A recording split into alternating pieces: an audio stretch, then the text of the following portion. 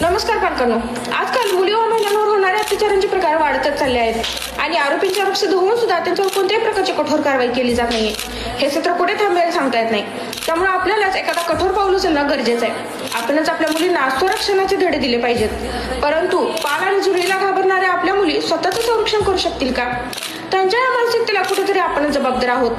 नवरात्र म्हणलं की आपल्याला आठवतो तो फक्त गरबा, परंतु आदरणीय श्री संभाजीराव भिडे गुरुजी यांनी एक उत्सव सुरू केला. त्याचं नाव आहे श्री दुर्गामाता दौड. अखंड हिंदुस्थानात हा उत्सव आनंदात साजरा केला जातो.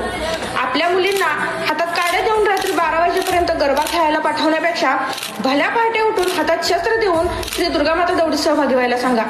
जसा वाघ त्या दुर्गेच्या पायात नतमस्तक होतो, तसं त्या दुर्गेचं बळ जर का तुमच्या लेकीबाळींच्या अंगात आलं तर उद्या त्या बलात्काऱ्यांची मानसिकता बदलो वा न बदलो, परंतु तुमच्या लेकी स्वतःचं संरक्षण करण्यास सक्षम होतील एवढं नक्की.